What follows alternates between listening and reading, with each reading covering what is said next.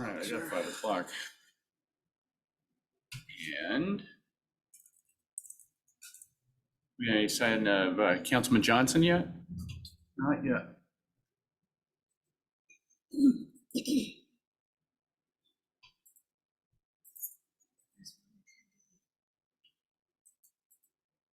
All right, well, why don't we go ahead and call it to order? I'm sure Councilman Johnson will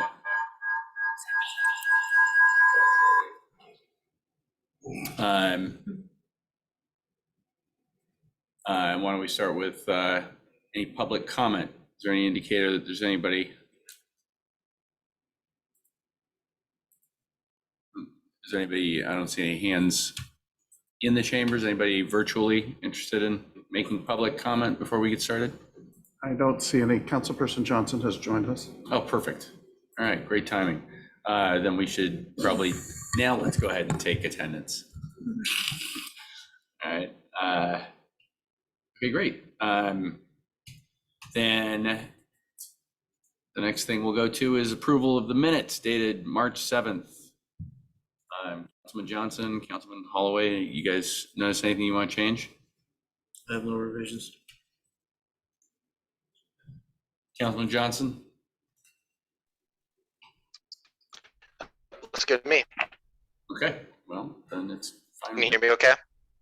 All right, well, then we'll move on to Agenda Bill 23-014 Riverwalk Design Contract Burger Partnership.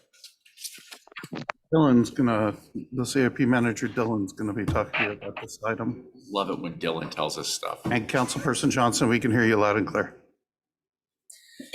Thank you. Good evening, or I guess afternoon, I'm not actually sure.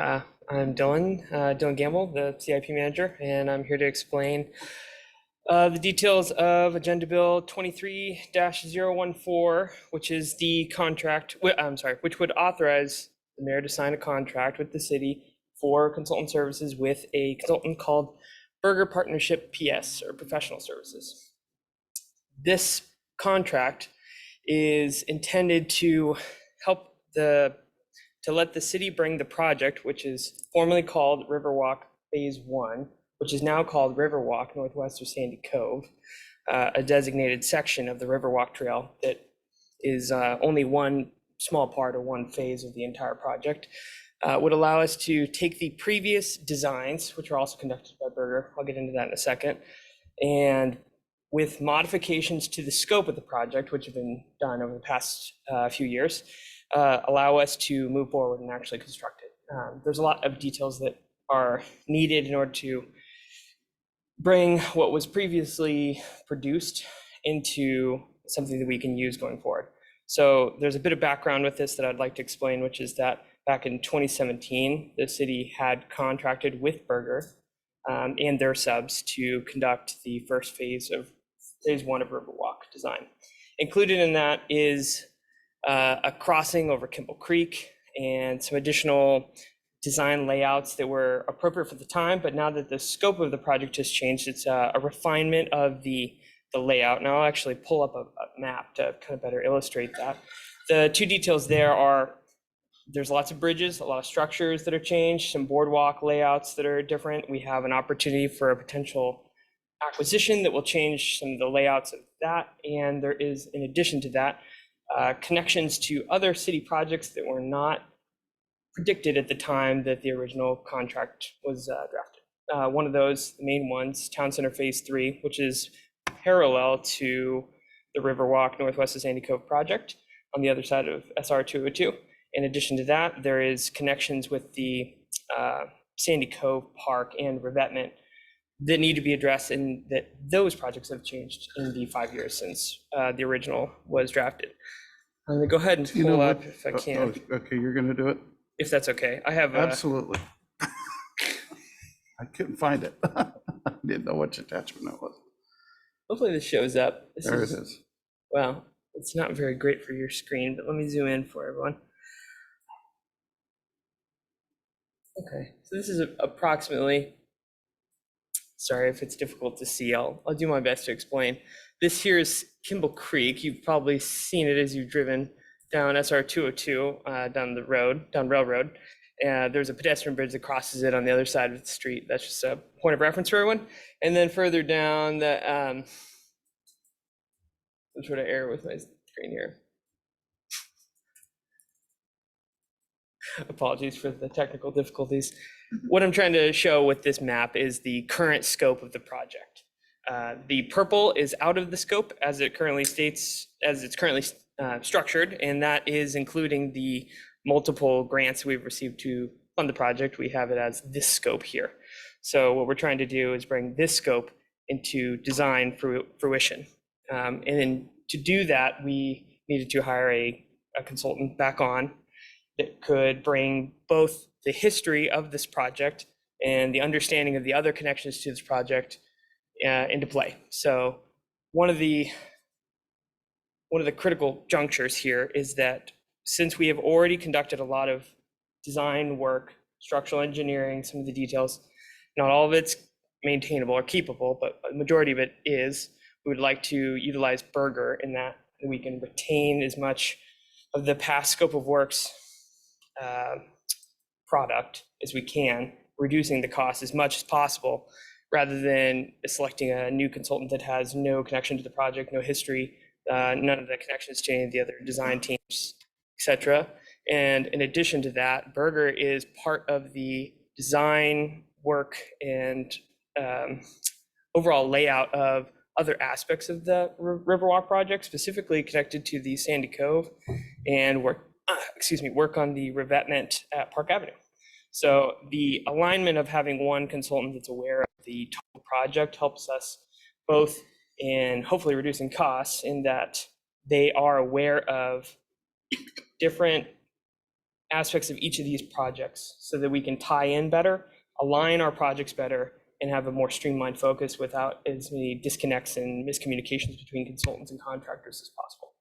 So I think I probably took us in a lot of directions, and apologies for that. The project sometimes, specifically with Riverwalk, can drag me down a lot of mental pathways as we've been going on it for so long. Let me simplify my little spitball speech here with a short note, which is that we are selecting Burger because of its past work on this project to help us reduce the time it takes to design and the potential costs that we would incur if we were to select a different consultant that does not have the history or the connections to other aspects of the Riverwalk project as a total. I'll pause and take questions. And one thing I haven't heard you mention is the quality of their work. Do we have any complaints about how their previous work has gone and weathered, how it's lasted over time? We don't have as many, for example, we don't have like another Riverwalk project that was made with Burger's time. They have a pretty extensive track record with other cities in the area that they range. Well, what about in our city, like the revetment that are we happy with that work? I know it's not terribly old. It's pretty new, but we haven't noticed any flaws that we're unhappy with in that. Not in any way that I'm aware of, and to speak on other people who aren't here, which is not exactly great, but I have not had any misgivings from Jeff Hamlin, who's worked with them extensively on the other aspects of some projects related to this one. He's participated with me in reviewing all their scope of work, materials, and subconsultants and things of that nature, and has never expressed to me any concerns, and I do not have any independent of him as far as I know. I'm gonna come at it a different way because you're at $500,000. Yeah. So the content and the level of definition in the prior package is insufficient at this time to bring on another contractor. Sorry, would you refer to the last second? And so that's one. Okay. Two, you're telling me I'm gonna save money by bringing this guy on. I'm not gonna ask you to prove it because you can't. Two, you could, if we were to bid this package, and as a result of this vendor having that past history and experience, they came in as lowest bidder. So why isn't this a bid package? Would you like me to, or? Whoever can field that one, I'm willing to Okay. So for, These decisions predate me. On this trail.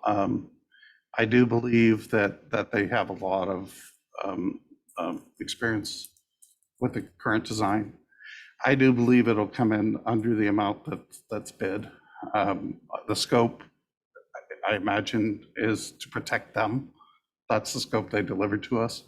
We can ask them to submit another scope that's more reflective of their past work.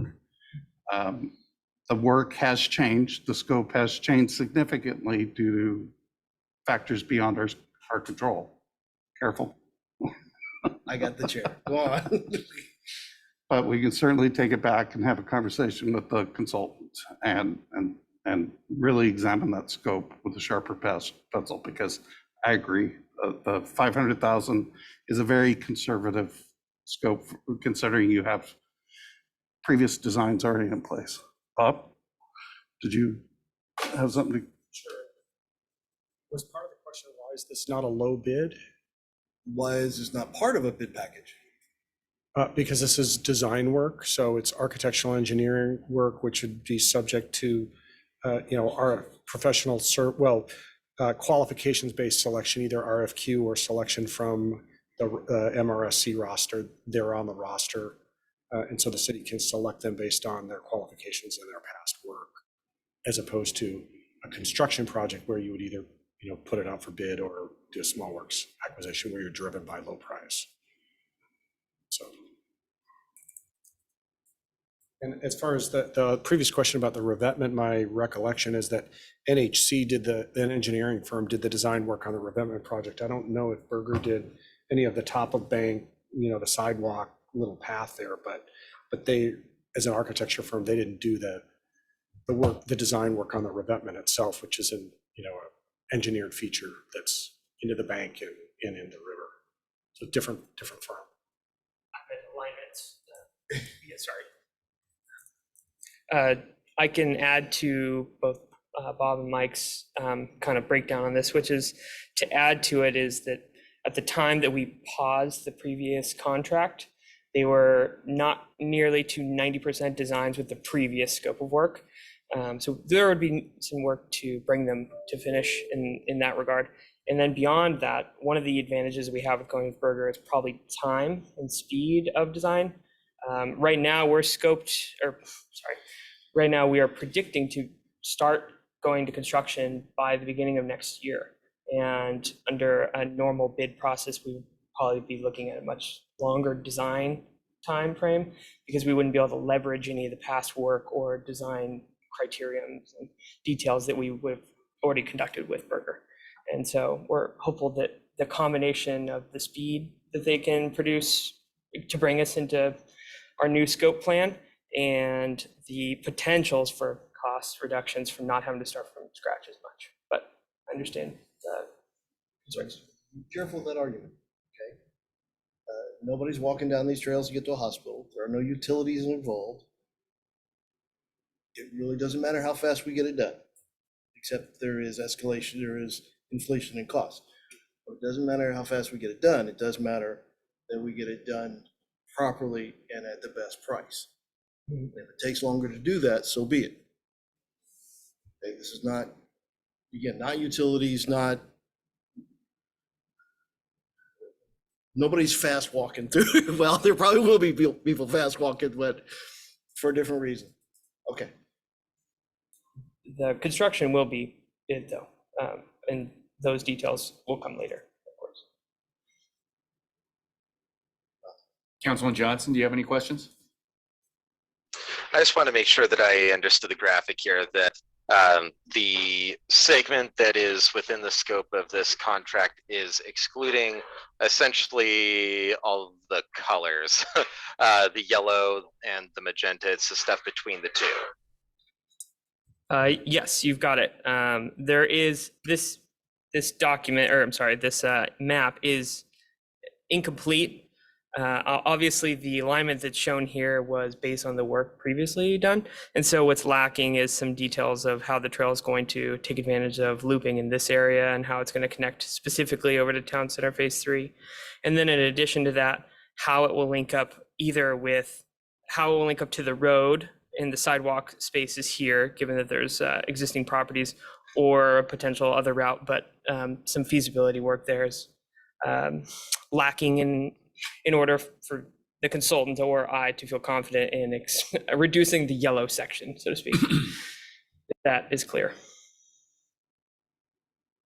Okay, thanks.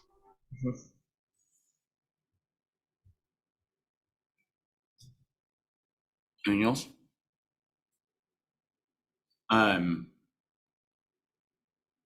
be inclined to send this forward non-consent.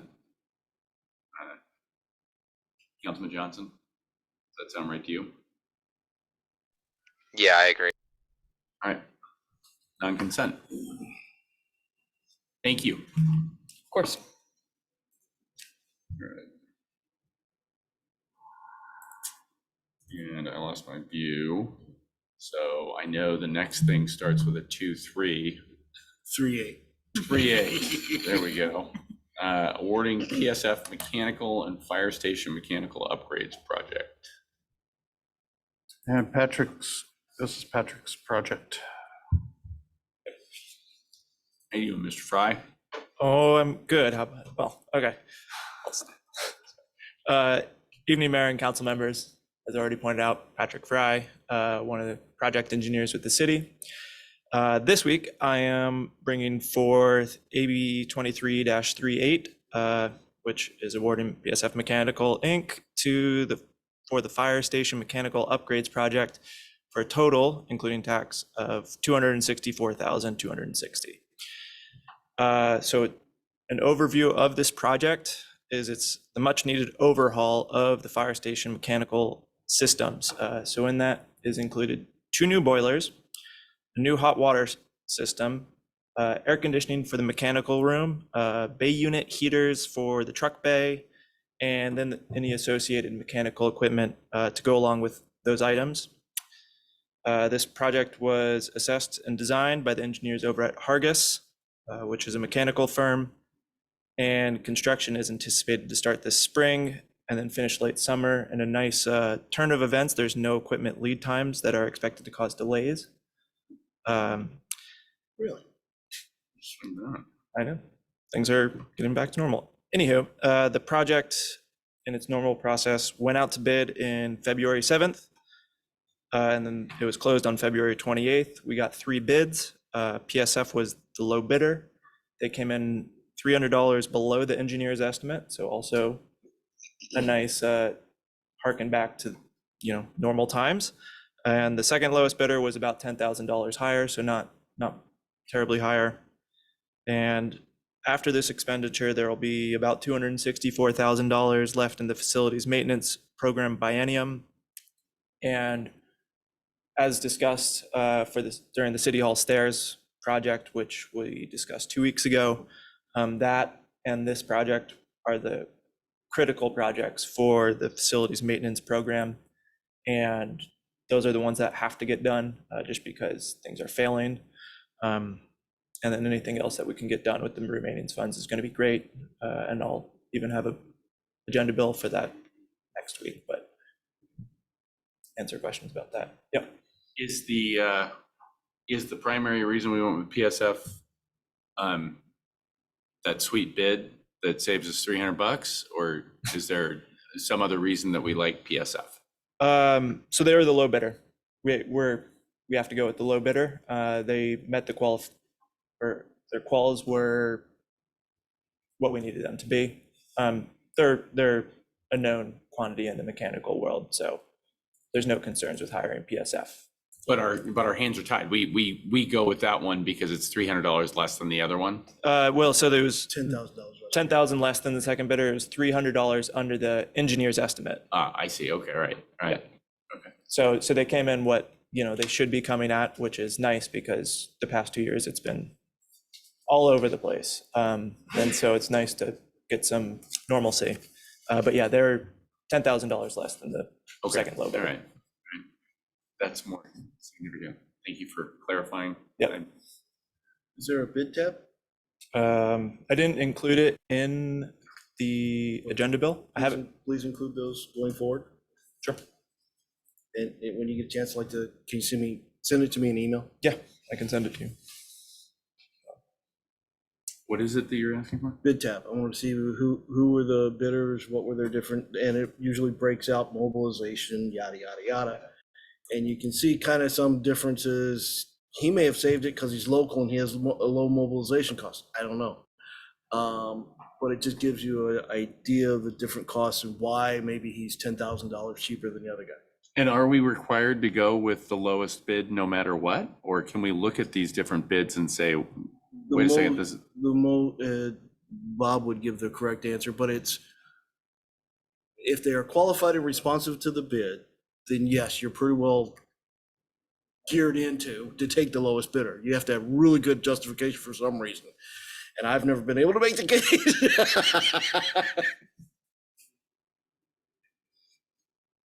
The law requires that we accept the lowest responsive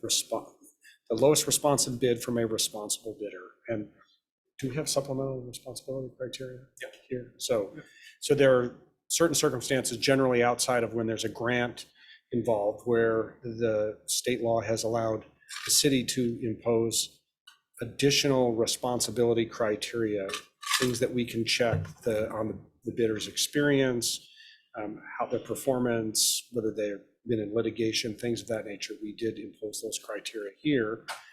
But if a bidder meets the supplemental responsibility criteria and they're the lowest responsive bid, then the law requires that we award to that bidder. Not the answer we like, but The good news is PSF is reputable. So Yeah, this is not one of the vendors to worry about. Yeah, I'm not champing at the bit to spend extra money. I'm just, saying if we've got two bids and they're close and for whatever reason, maybe history with the city or something like that, sounds like our hands are tied regardless. Pretty much. Well, that stinks. Joe, you want to complain about something? No, I'm happy. Okay.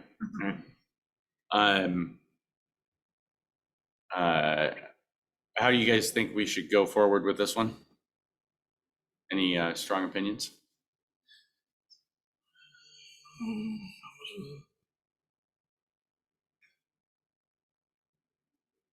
I mean, to me, this kind of falls into that category of the work has to get done. So, and these were the lowest responsible bidder. So it's hard for me to imagine too many reasonable objections. So I'd be fine with consent personally. Yep. I'm okay with consent. All right. If Let's the put it on if the consent. fire staff was here and they wanted to hear good news stories about them, then I'd do it, but I don't expect them to be here. All right, so we'll put it on consent, and if anybody has a problem with it, we'll blame it on Joe. Thank you. And I think that brings us to number 4, director reports. Yes, currently our vacancies exist at 2 at water, 2 at sewer, 2 in stormwater urban forestry, and then we have moved Tim Barrett, who's one of our maintenance, parks and streets maintenance positions, up to acting parks supervisor for a period of time. And we will be having a vacancy in parks here in a few weeks, once we get some stuff straightened out. Any questions? No. Next item, project status. Good news.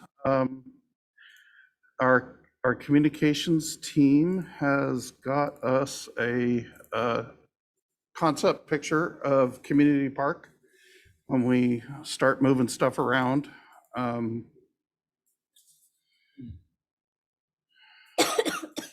So it shows the splash pad in the new location. We're gonna have to stick with 3 pickleball courts for safety. There's some complications with the other, with putting some behind the soccer goals. We have the 2 tennis courts. We have the basketball court being relocated over to where one of the tennis courts are existing. So while all the activities are still there and we are adding pickleball and the splash pad, we are reducing 1 tennis court. But we actually believe that there will be more tennis court availability by doing that and installing 3 pickleball courts. Because currently pickleball players are playing on the tennis courts also. So there's an impact. So by separating that, it should free up the tennis courts for more tennis time, even though we are giving up 1 court. Our Riverview Playground is coming along nicely. Stop by. They are feverishly assembling the play structure. And then I would say in a couple of weeks, we'll be looking for that dry spell to get the fall protection surface again. Phil has placed an order in to have it wrapped up by Arbor Day activities. Since they're at that park, we're going to do our best to make that happen, but I'm not sure. Our chair did direct the Parks and Events Committee last night to make sure that dry period happens. So it is in their capable hands at his direction. And then Hind, who is our transportation engineer, got some fantastic news today that the letter of funding availability from the state is expected next week for the Parkway paving project. That is huge. She has worked very hard to get that to where it is, which means we're going to have a Parkway paving project coming before you very soon to give it the blessings to get out there and do some paving. So thank you, Hind. You are the hero. Thank you. And that's what I got for you tonight. That was the like $6 bazillion project. 5 million 5 bazillion. from the state and Bazillion. If I can add to it, it's no small feat to get the funding because right now in the governor's budget, they want to push out all funding and move Washington, especially for State Route 18, by 6 years. And so to get the 5 million is fantastic. They're thinking, the update recently from legislatures think that they'll fund the next 2 years, 57 million, so they can do the design and all the engineering and things like that. And then hopefully with the funding funds and still, I think, start the project at 2029. Otherwise, you're going to move it out to 2035. So anyway, it's great that we get that funding. Nice job. All right. Anything else, sir?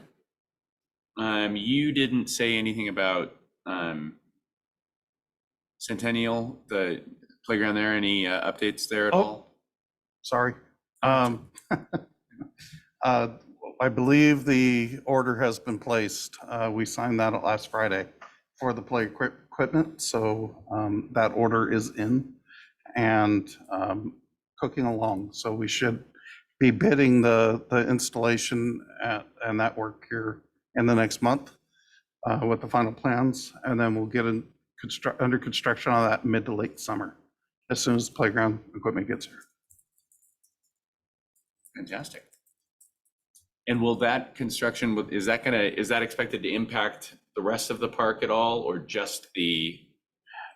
It's going to impact access to the park. You're going to have to walk around the construction site. So you're going to have to access the fields from the sides. The whole center section will be fenced off. I don't know if we're going to be able to get to the restroom building or not. We should be able to. We'll talk. We should be able to get a corridor into the restroom building. Any questions from anyone? All right, thank you. That brings us to the winter storm discussion. Did we have winter storms? Okay, let's discuss.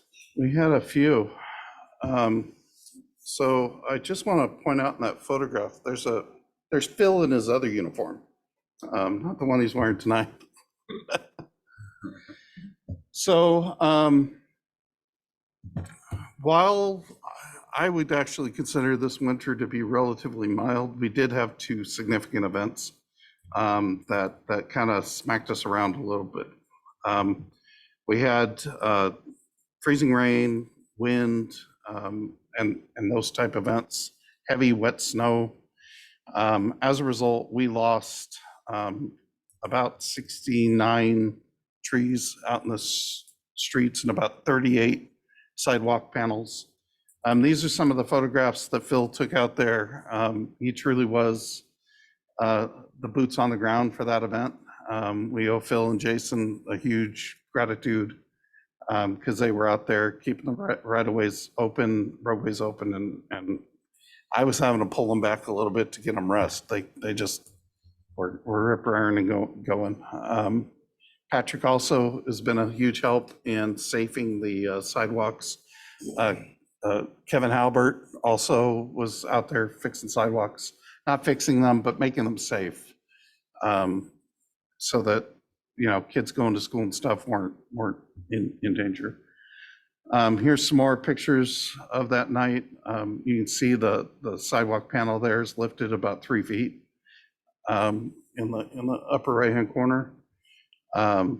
Trees on houses, trees in streets. I think this photograph here in the middle is a section of street where we lost all but 3 of the street trees on that street. So this is a map that's shows where we lost trees, where we're recommending to replace trees, and those trees that we're not recommending to replace. Because of the conditions up there, if we lost a single tree, it's our recommendation that we do not replace that tree because it will also fail. We need to go in the entire planter section, and Phil, you can jump up there and help me out if you want, but we need to excavate that down and generate an area for the trees to grow and to anchor so this doesn't happen again. In Phil's professional opinion, it would be an absolute waste of money to replace those trees because they are going to do the same exact thing. So what I tasked Phil with doing was going out and looking at the areas where we lost those trees and identify the planters where we could do some tree replacement. And those are marked in the red stars. The yellow stars is this year's existing CIP project to replace the trees on Autumn, which is already budgeted for. And then the blue trees, which there's not a ton of, there's a few in downtown, there's a few up on the ridge. Those are the ones that we're recommending not to replace. When you look at the replacement cost estimate of what we're asking to do, it's about $162,000 in tree replacement. Some are in the parks, some are on street trees, 58 street trees and 7 in the parks. Those are the species that you want to replace with, or that's what's existing. That's existing. Okay. As you can see by the DBH column, lots of these trees are big trees. That's the diameter of the trunk at breast height. So, a 15-inch diameter, that's a pretty good sized tree, as you saw in the pictures that when they were laying on houses, etc. Ultimately, the replacement costs for the storm-related damage to do the street trees, we are looking at about $205,000. And that's if we remove the autumn failures. It's actually 250 with the autumn failures. The park trees add another 4,000. The appraised value of all the trees that fell was 161,000. We have about $15,000 in damage to both Riverview and Snoqualmie Point restrooms. Riverview has been repaired, Snoqualmie Point still is closed. The entire restroom building needs to be replumbed because we lost all the plumbing in it. My recommendation is to replace it with PEX and not copper, because PEX gets big and then it goes back. So we won't be doing this again. And then there's drywall repair that will have to occur up there. We have $30,000 in sidewalk repairs that need to occur still. Currently, it's temporary repairs out there. Cold mix asphalt patch is what was used to make it safe. And that's 38 complete panels that have to be replaced as a result of that. And then we have about $10,000 in missing street signage, et cetera. This all wraps up to about $200,000 that we are proposing to be included in a budget amendment in the future, but we wanted to discuss this prior to bringing that forward. Yes, sir. With the trees that we don't intend to replace right now, Mhm. I guess I'd just be curious if any of those areas would really suffer from not having the tree, either aesthetically or. I'm going to defer that one to Phil because he's my boots on the ground Does my out there. question make any sense, Phil? It does. Microphone. There's a few different reasons why I'm recommending not replacing those trees. One is a lot of them are in sites that I never would have planted a tree in the first place because of surrounding infrastructure that I'm concerned that the tree would damage and maybe did indeed damage.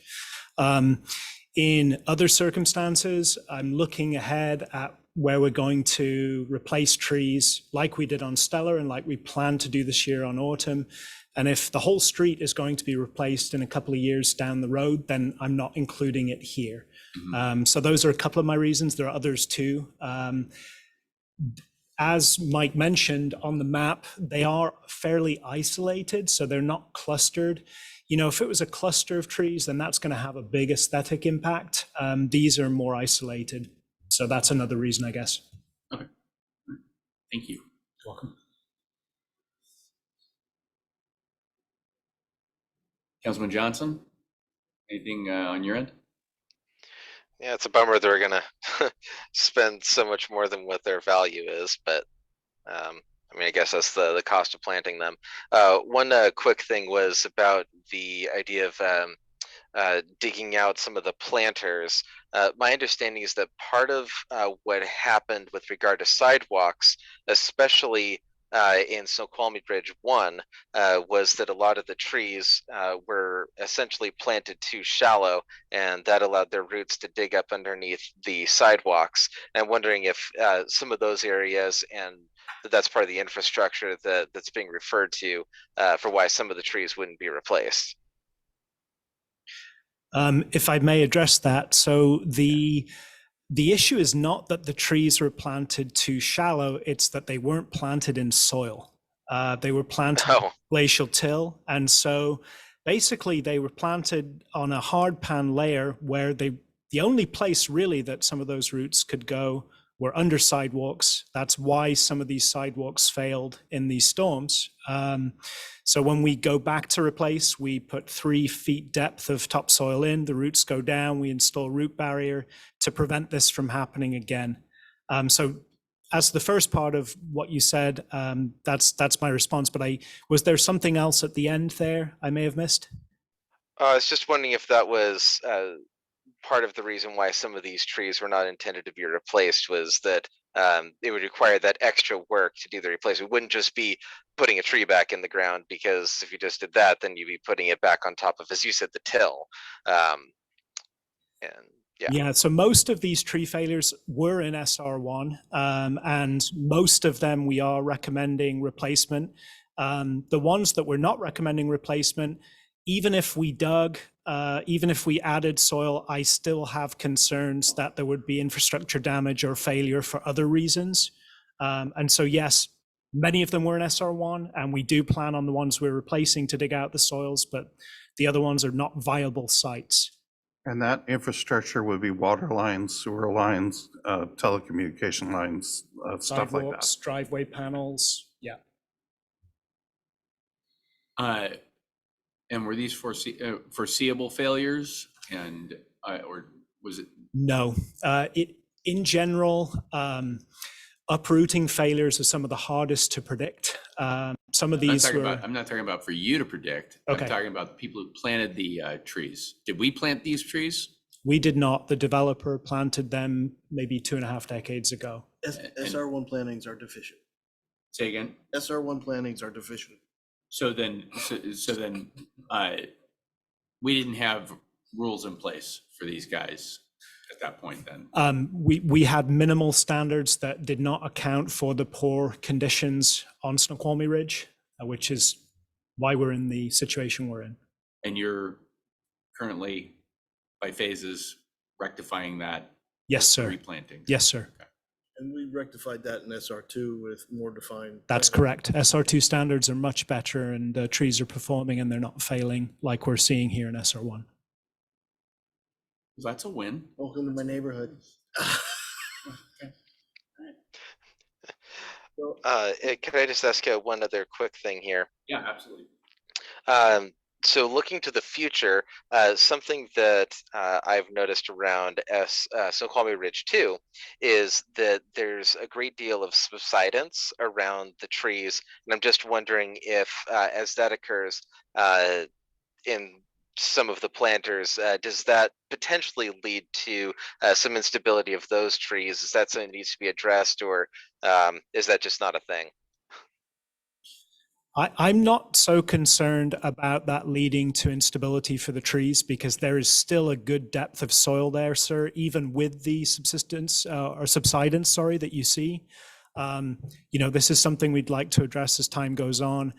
It's difficult to get compaction right on soils. You press too hard, you destroy the soil. You don't press hard enough, it subsides in the way that you've seen. Thanks. I think we did a good job. I will say, though, I think our contractor and we did a good job on Stellar. We have not seen any of that subsidence so far, and we're keeping an eye on that. Sounds like you think of everything. No, I just discover new problems and keep working on them. I have one other question. How did this winter compare to other winters as far as tree failures and losses? I've worked here 13 winters. This was the worst. There were actually 6 storms. And so as soon as we got cleaned up from one, another one would hit. So it was a pretty exhausting winter. And, the frequency was an issue. As Mike said, there were a couple of really bad ones, but then even the smaller ones, the frequency was a problem. It was over about a 7-week period. And yeah, it was challenging. Anything else? Just one question. What are the thoughts? How are we going to offset the $209,000? We do not have a budget for the trees. Somebody's unmuted. You're doing the big voice on me. Sorry. We can absorb the restroom building repairs in the operating budget if we need to. It will limit what we can do in the parks. I had other plans for those funds, but the restroom, they have to get fixed. So that takes priority over fixing some T-ball fields that I have my eye on. As far as the sidewalk panels, these panels would displace citizen complaints without a budget amendment with additional funds. And we will try to work it into the sidewalk program, but they would take priority because they are missing to some of the cracks. Patrick would have to reclassify the whole thing. We do not believe there's enough money currently budgeted in the CIP for this year to handle both needs. And then it's the needs of the trees. Are we going to allow the loss of these 65 trees without replacing them? Or do we want to, I don't know where to get the money, Drew, but that is a considerable amount of money to replace those trees. I recognize that. That's why I didn't want to just show up with a budget amendment. I wanted some discussion and direction on it prior to doing that. Yes, sir. Are we anticipating that as the trees fail in SR1, that we'll have fewer tree failures over time? Or do we need to start depreciating for the next, 10-year storm event? And, should we be planning ahead for that? If this is something that's I don't know how much worse this winter was than the average winter. But is that something that we need to, I understand it's an act of God and I'm not gonna get in a fight with him, but we need to consider the possibility that this could happen again. And if we- The answer to both your questions is yes. So over time, as all the trees fail, we will run out of trees to fail. And we should plan for that. Phil identified Autumn Street, Phil and Jason identified Autumn Street as a risky street. That's why we planned and we put it in the CIP to replace that. Phil has an entire list of streets that are prioritized to get done. We recognize the fact that there's not the resources to go through and fix it all at once. It is a considerable chunk of change. So we're working at it. Phil's doing the priorities, but this is an opportunity to go in and replace some trees that can get established and growing and be there when we go in to do that street and we lay waste to it. So there would be some canopy and coverage of that street instead of just being wiped out like Autumn Street's going to be this year. We're going to go in and rip out mature trees and replace them with sticks that are going to grow to mature trees. But for the next 10 years, they're not going to have a whole lot of canopy cover over their street.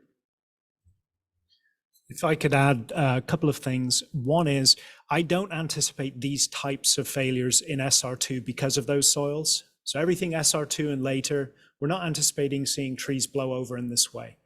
SR1, we're anticipating more of this, and also just early mortality. There's different lifespans associated with the SR1 and SR2 standards. So SR1 has grown trees for 20 to 30 years, and now they're failing in significant numbers. I anticipate that SR2 and what we've done since then, we're looking at trees that are going to last, 50 plus years. And then when we come to replace those trees, we will not need to dig out 3 feet of soil again. The soil will still be there. And so the replacement cost for that second time around will be much less because we've done the soil work, which is the expensive part of these projects. Did you predict that any of these trees would come down? Did you have any reason to think, hey, if we get a real blow, this one's going down, that one's going down? Do you have the ability to do that, or am I No. asking? Okay. Soil failures are not within the professional scope of arborists. It's very, very difficult to establish the anchoring of trees. Now, there's one way of doing it, and that's pull testing. There is one arboricultural consulting firm in North America that does pull testing, and it's very expensive. So it's a couple of $1,000s per tree. So we could go through all the trees and pull test them, but I don't think that would be a great use of our budget or resources. So. Right. My question is just, some of these look scary. Some of these look like, people could have gotten hurt. And if there was some way that we could know in advance. We risk assess our trees every year. So we risk assess trees in our forest land, trees in our parks, and trees along our streets. At that time, post-assessment in the summer, we will remove trees that we have concerns about. But again, uprooting failures, very difficult to predict. Thank you. Well, and just to follow on, part of the reason why we maintain reserves is acts of God that we need to cover and everything else. My question to you, however, though, is if forestry doesn't have the 209,000, didn't expect you to, that raises the question to department and to administration to look where that 209,000 may come before we go after the reserves. I have no argument going after reserves. I just want to do the homework leading up to that. Okay, and then that's what the reserves are for. I would ask Phil to yield the mic to Drew, who's behind him. Drew in his notebook. You can't have the mic, you can't have the podium. Thank you, Council, for your questions. First statement I'd like to make is that we have a urban forestry improvement program as a part of the CIP. So we're not just offering just one-time money basically to solve, say, Autumn Street. We've got a program that exists continuously and will continue to exist in time until we solve the issue in SR1. So we've set aside money as a part of the CIP on an annual basis to support this moving forward. We talked about phases. Autumn Street is a phase that we're hoping for this biennium. Previous to this biennium, Phil and his team completed a project, Stellar Way, right, for the most part. So he's got his assessment and he's carrying that forward. And council has been generous enough to provide funding for that program so that we can fix the problems with SR1. In terms of the amount of potential funding, where that may come from overall, we did provide a financial, or at least a financial schedule to council when council adopted the CIP in August of last year that was incorporated as a part of the budget. By the end of 2026, we're anticipating having roughly, I gotta get to the right page first here, roughly about $6 million kind of left in the bank for utility CIP moving forward. And so that to me is in excess of the reserves that we potentially need. And so as a consequence, I think we're going to have sufficient cash by 2026. Third point to make to you is the program that we have and the projects that we have are based on the utility rate structure that we have. And so we've got generate recurring sources of revenue to pay for this reoccurring capital program that will continue into the future. So hopefully that answers quite a bit of those questions. Councilman? Good. Thank you very much. One quick thing, if I may. Yeah.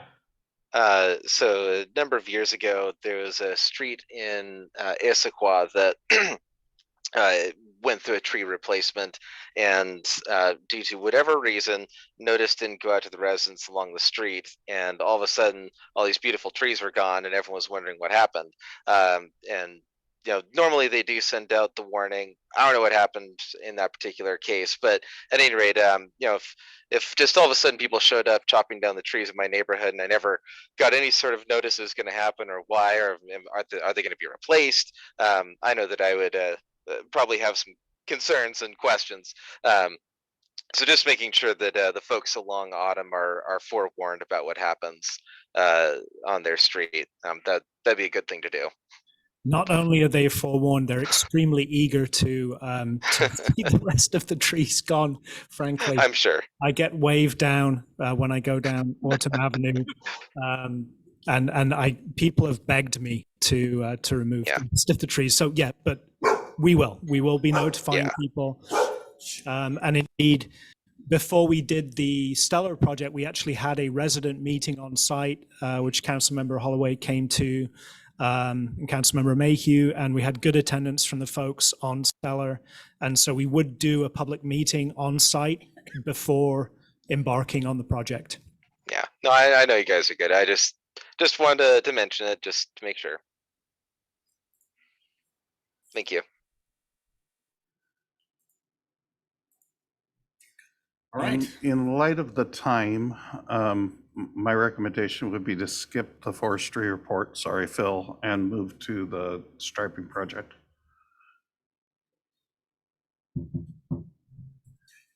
Well, all right. I was kind of looking forward to hearing about Arbor Day, but We can let Phil plug Arbor Day.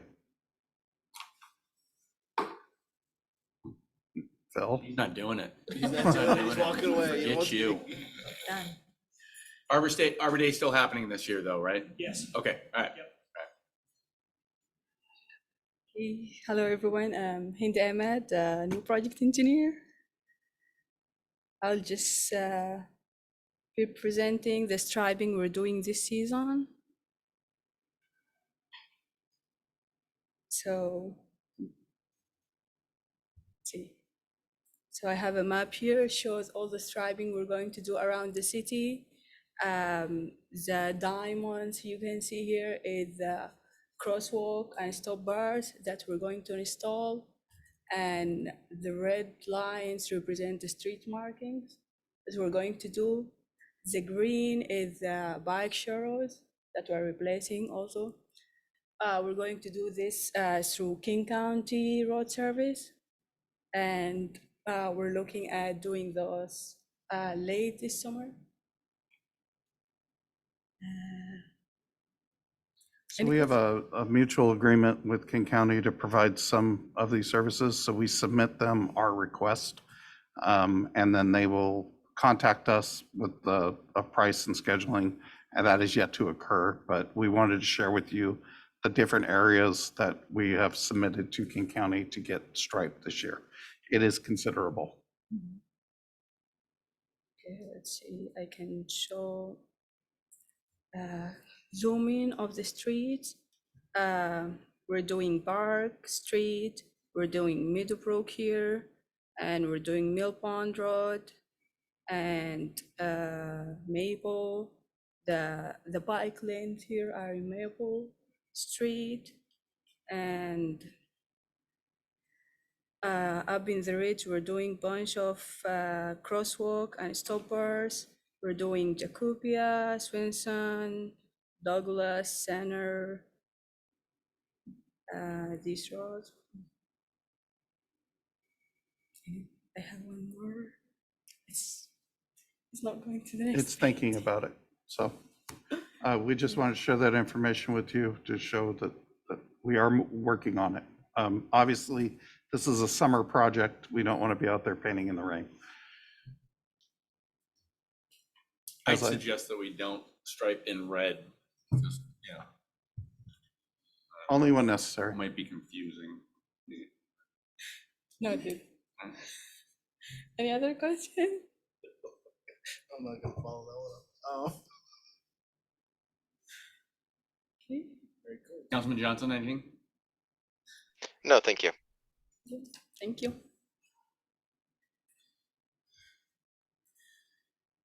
All right. That was the last thing, right? We could get Phil to plug Arbor Day. It's also, Yeah. You so we got get 3 minutes.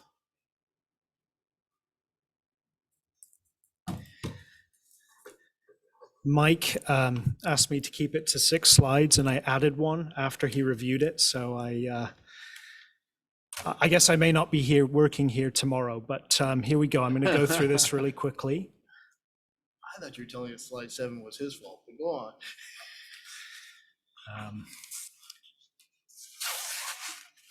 Okay.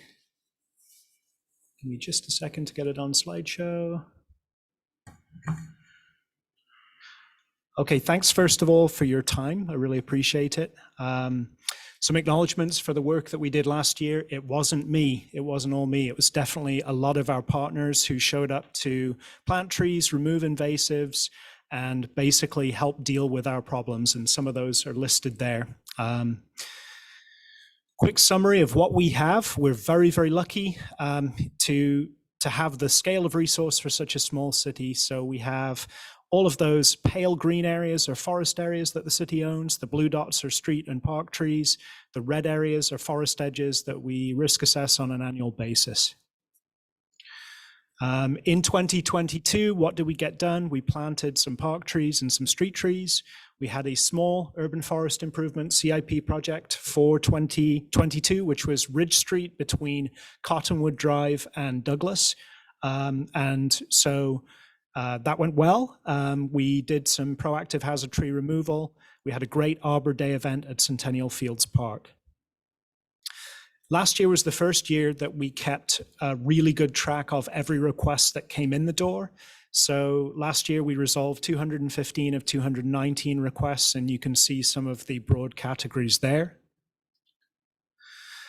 Green Snoqualmie Partnership is chugging along.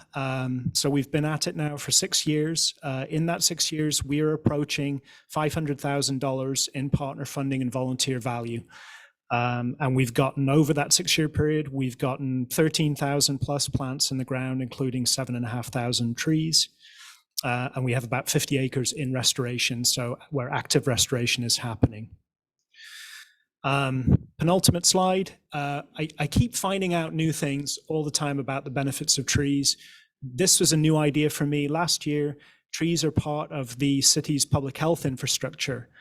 Study was done on cardiac and lower respiratory mortality in areas where all the trees had been removed because of emerald ash borer, and there was a significant difference between treed neighborhoods and those that were denuded. And so this is a new way that I'm thinking about our urban forest. Last slide, the one that Mike didn't see. Every so often something catches your attention, and what caught my attention, I discovered this photograph on the left by Darius Kinsey. That's a western red cedar that grew here in Snoqualmie. It had a circumference of 100 feet, which puts it at a diameter of about 33 feet. The largest tree on earth currently is the General Sherman tree, the sequoia in Sequoia National Park. That has a 36-foot diameter. So my point here is that the upper Snoqualmie Valley has the biological capacity to grow trees like that, or it did.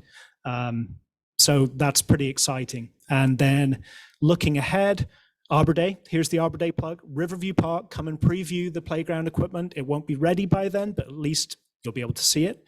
We're going to plant some trees to replace those we lost as part of the project, 2-to-1 ratio, so more trees going back in. And then we unfortunately had to cancel Green Snoqualmie Day last year because of smoke and flooding. And this year we're really hoping to get back down to Three Forks on October 21st to do that. So thank you for your time. Any questions? Sounds like those health benefits are a good reason for us to get those trees replaced and find the funding for that. Thank you. All right. Thank you very much. If there's nothing else, I'll entertain a motion to adjourn. So moved. Second. All right, thirded. We're adjourned. Thank you.